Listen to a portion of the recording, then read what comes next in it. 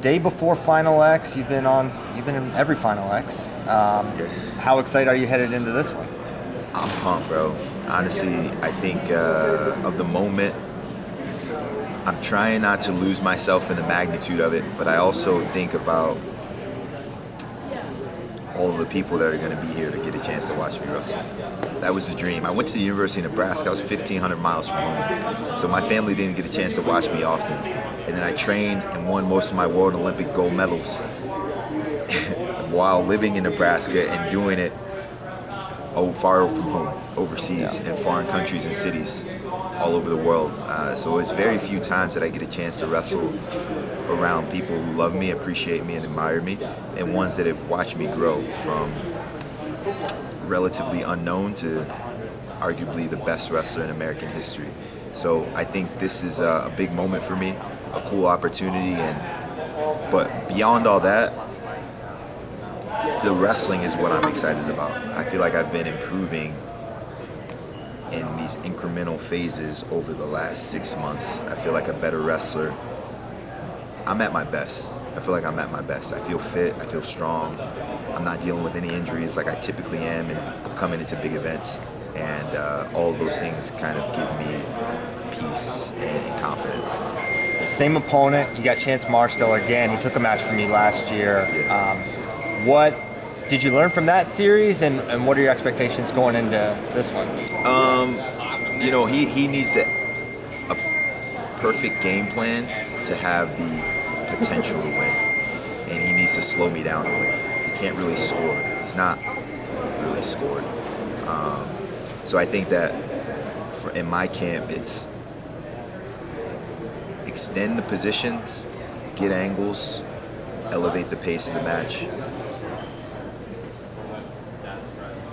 be athletic, be dynamic, and sting him.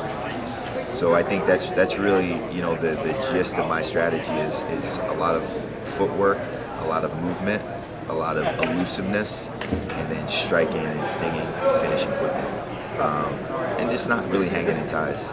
I can brawl, and so he invites me to brawl because I think that's the matchup that he really wants is to slow it down and just make it a battle of hand fight. But with my athletic prowess, that's not something that I want to do. So last year I was kind of like, okay, you want a hand fight? I can hand fight.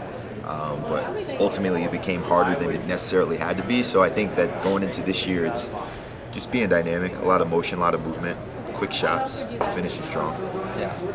I mentioned you've been in every Final X, but you've kind of said, hey, 2024 is it for you. So this is potentially your last Final X. Have you thought about that? Yeah, no. No? Okay. Not really.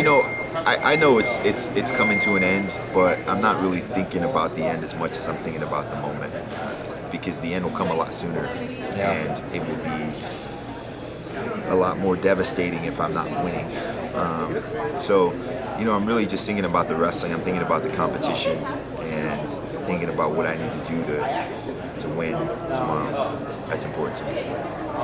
What is this event, especially with Beat the Streets? I know you talked a little bit about it before, just being back in New Jersey. What does this event mean to you specifically with Beat the Streets involved? It's sweet. History? I think we've done well from a ticket sales perspective, so we'll have a large crowd. I think they'll get an introduction to Beat the Streets, and really it's just made it accessible. A lot of times in the past, Beat the Streets has had a level of exclusivity attached to it, where it was expensive to get tickets, and they were in really small venues, and you just didn't feel like it was accessible to the average man, the average wrestling fan. The real wrestling fans are the average man. And so I think now that we're back in Jersey, you got the best wrestlers in the world competing right in my backyard. And that's how this dream was inspired for me, was watching someone who was great at it do it close to me. And that motivated me. And I still draw from that motivation that was instilled all those years ago. So I think we got the ability to inspire a generation. We got the ability to help others get their eye on the sport and really start to desire a willingness to invest in it. And then lastly, I would say, we get an opportunity to do this sport in a place where it's truly loved. Like, people love wrestling in New Jersey. It's a great sport here, and it's appreciated and respected. And so I'm thankful. I'm thankful that it's here. Jordan, I have any other questions for you? Appreciate your time. Anything else before we let you go? That's it, man. Thanks, Jordan. Yes, sir.